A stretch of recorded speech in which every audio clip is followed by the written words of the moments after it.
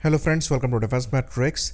तो एक कंट्रोवर्शियल मुद्दा यहाँ पर उठा है जिसके अंतर्गत इंडियन आर्मी द्वारा यूएस के स्ट्राइकर कॉम्बैट व्हीकल्स को लिया जा सकता है, जिसको लेकर द प्रिंट द्वारा एक रिपोर्ट पब्लिश करी गई है जहाँ ये कहा जा रहा है कि इंडिया द्वारा इनके ट्रायल्स लद्दाख डेजर्ट्स में किए जाने हैं। तो इनके जॉइंट प्रोडक्शन को लेकर न्यूज़ काफ़ी पहले से आ रही थी और हमने तब ये भी बताया था कि अगर यहाँ पर जॉइंट प्रोडक्शन होगा तो डेफिनेटली बड़े नंबर्स में इनको प्रिक्योर किया जाएगा और द प्रिंट की रिपोर्ट के हिसाब से ये नंबर्स 530 के अप्रॉक्स हो सकते हैं और इनको इन्फेंट्री कॉम्बैट व्हीकल के अंतर्गत ही प्रिक्योर किया जा रहा है। तो ये चीज़ हम क्लियर कर दें कि अभी इनको प्रिक्योर नहीं किया गया है, अभी इनके ट्रायल्स होने बाकी हैं। ट्रायल के बाद जो कंक्लूजन होगा उसके बिहाफ पर इनको प्रिक्योर किया जाएगा, लेकिन इनके ट्रायल्स ही कराए जा रहे हैं। इस पर भी काफ़ी रेजिस्टेंस आर्मी को मिल रहा है और मिलना भी चाहिए। इसके कुछ रीजंस हैं जिनको हम इस वीडियो में डिस्कस करेंगे। तो पहले हम द प्रिंट की पूरी रिपोर्ट को समझ लेते हैं कि यहाँ पर क्या क्या पॉइंट्स हैं, उसके बाद हम डिस्कस करेंगे कि ये क्यों कंट्रोवर्शियल है। तो ये चीज़ हम जानते हैं कि इंडिया यूएस के बीच में आईसेट टॉक्स चल रही हैं, जिसके बाद कई जॉइंट डिफेंस डेवलपमेंट प्रोजेक्ट्स जो हैं दोनों कंट्रीज द्वारा चलाए जा रहे हैं और इसी में स्ट्राइकर को जॉइंटली मैन्युफैक्चर करने को लेकर एक प्रपोजल आया था। तो ये कहा जा रहा है कि इंडियन आर्मी द्वारा 2 टाइप के इन्फेंट्री कॉम्बैट व्हीकल्स को प्रिक्योर किया जाना है, जिससे BMP-2 व्हीकल्स को रिप्लेस किया जाएगा। तो इसमें व्हील्ड और ट्रैक्ड दोनों व्हीकल्स होंगे। तो इंडियन आर्मी के पास करीबन 50 मैकेनाइज्ड इन्फेंट्री बटालियंस हैं। इनमें से 10 जो हैं ये रेकी और सपोर्ट के लिए हैं।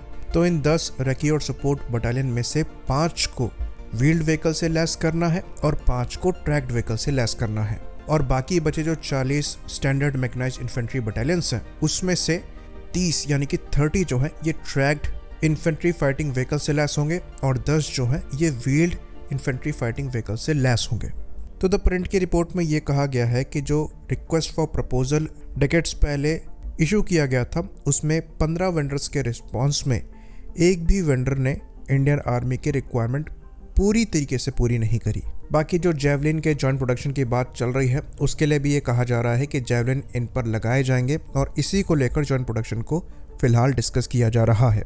बाकी ये जब पूछा गया कि टाटा वेब जो है ये क्यों इंडियन आर्मी की रिक्वायरमेंट को पूरा नहीं कर पा रहा है, तो यहाँ पर ये एक्सप्लेनेशन दी गई कि टाटा वेब कोई ICV यानी कि इन्फेंट्री कॉम्बैट व्हीकल नहीं है और इसमें कोई फायर पावर नहीं है, ना साइटिंग सिस्टम है जो कि रिक्वायर्ड है। जबकि रियलिटी ये है कि ये कोई बहुत बड़ी बात नहीं है, इसके डिफरेंट वर्जन्स मौजूद हैं और रिक्वायरमेंट के हिसाब से ये बेसिक मॉडिफिकेशन किए जा सकते थे। तो ये रीजनिंग कहीं से भी सेंस नहीं बना रही है। बाकी इंडियन आर्मी द्वारा करीबन 105 व्हील्ड आर्मर्ड पर्सनल कैरियर यानी कि APCs को भी लिया जाना है रेकी और सपोर्ट के लिए, जिसके लिए RFI जो है इसको बनाया जा रहा है। तो ये तो पूरी रिपोर्ट थी। अब यहाँ से सार क्या है ये हम समझ लेते हैं।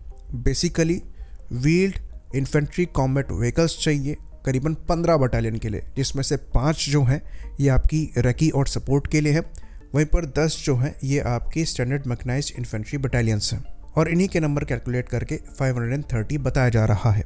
अभी भी जो मेजर रिक्वायरमेंट्स हैं ये ट्रैक्ड इन्फेंट्री फाइटिंग व्हीकल्स से पूरी करी जाएंगी। बेसिकली APC और IFV में डिफरेंस ये है कि जो इन्फेंट्री फाइटिंग व्हीकल्स होते हैं इनमें डिसेंट फायर पावर और प्रोटेक्शन होती है। ये ट्रूप्स तो कैरी कर ही सकते हैं, साथ ही साथ अच्छी खासी ऑफेंसिव कैपेबिलिटी के साथ आते हैं। वहीं पर जो आर्मर्ड पर्सनल कैरियर्स हैं, जैसा कि नाम सजेस्ट करता है, ये आर्मर्ड ट्रूप कैरियर्स होते हैं और इनमें भी थोड़ी बहुत फायर पावर कैपेबिलिटी होती है। तो IFVs ट्रूप सप्लाई और सपोर्ट दोनों करते हैं, वहीं पर जो APCs होते हैं ये खाली ट्रूप ट्रांसपोर्टेशन का काम करते हैं। तो एक व्हीकल को ही मॉडिफाई करके आर्मर्ड पर्सनल कैरियर्स या फिर इन्फेंट्री फाइटिंग व्हीकल बनाया जा सकता है और ये काम स्ट्राइकर भी कर सकता है और ये काम टाटा वेब भी कर सकता है, जिसके लिए कहा जा रहा है कि वहाँ फायर पावर नहीं है, जो कि सरासर गलत है। तो यहाँ पर हम डायरेक्ट कंपैरिजन स्ट्राइकर का टाटा वेब के साथ नहीं करेंगे क्योंकि हम पहले कर चुके हैं। जो इंपॉर्टेंट पॉइंट्स हैं उनको हम यहाँ पर ज़रूर मेंशन करेंगे। तो जो एकमात्र पॉजिटिव पॉइंट स्ट्राइकर के साथ जाता है वो ये है कि इसका वजन और साइज़ टाटा वेब के कंपैरिजन में कम है, इसलिए हरकुलिस जैसे एयरक्राफ्ट पे भी लाद कर ट्रांसपोर्ट किया जा सकता है। वहीं पर टाटा वेब के साथ ये चीज़ पॉसिबल नहीं होगी। तो जो वज़न है यहाँ पर स्ट्राइकर का ये ऑलमोस्ट 21 टन्स के आसपास पहुँचता है।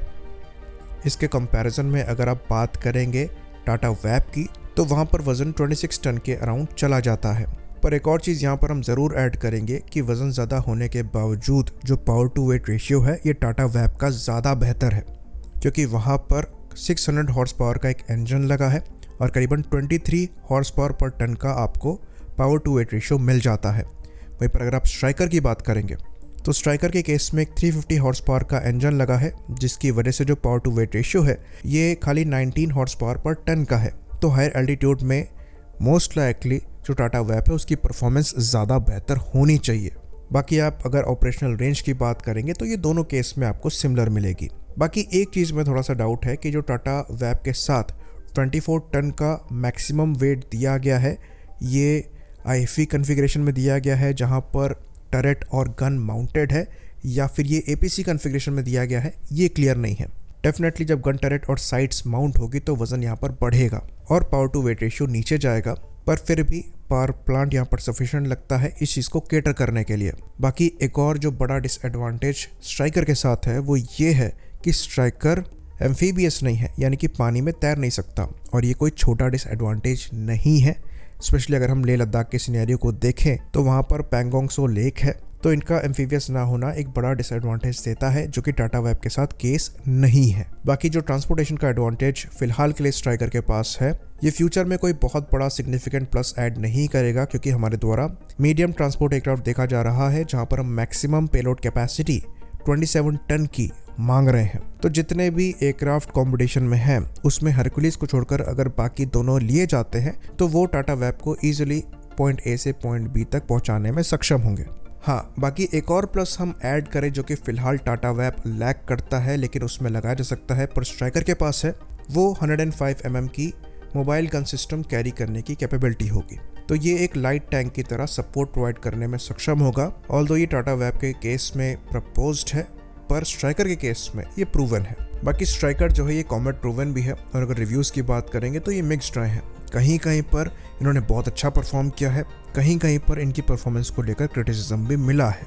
बाकी US द्वारा इन प्लेटफॉर्म्स को एक्सपोर्ट करने की कोशिश करी गई थी, इजराइल को भी, कनाडा को भी। इजराइल द्वारा इन प्लेटफॉर्म्स को सीधे सीधे नकार दिया गया और सख्त शब्दों में इनको पीस ऑफ जंक भी कहा गया।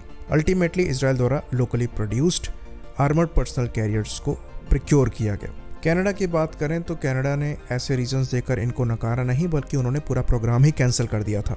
बाकी लिथुआनिया को भी ये ऑफर किए गए थे, पर उन्होंने जर्मन बॉक्सर को चुना। तो जो चीज़ हमें यहाँ पर समझ में आ रही है वो ये है कि ये कोई ऐसी रिक्वायरमेंट नहीं है जो कि इंडिजिनसली पूरी नहीं करी जा सकती थी। हमारे पास इंडिजिनस ऑप्शंस भी थे, इन पर रिक्वायरमेंट के हिसाब से मॉडिफिकेशन किए जा सकते थे और ये रिक्वायरमेंट पूरी करी जा सकती थी। बिना ट्रायल्स हुए ही पहले से जॉइंट प्रोडक्शन की बातें चल रही हैं और अब ट्रायल्स होने जा रहे हैं, तो ऐसा नज़र आ रहा है कि यहाँ पर रिक्वायरमेंट से ज़्यादा किसी और चीज़ को एड्रेस करने की कोशिश करी जा रही है, क्योंकि ट्रायल्स होने से पहले ही आप जॉइंट प्रोडक्शन की बात कर रहे हैं। बाकी इस मामले में क्या प्रोग्रेस होती है ये समय ही बताएगा। आई होप इन्फॉर्मेशन क्लियर रही हो। इसी बात पर इस वीडियो को हम ख़त्म करेंगे। लाइक करिए, सब्सक्राइब करिए। जय हिंद।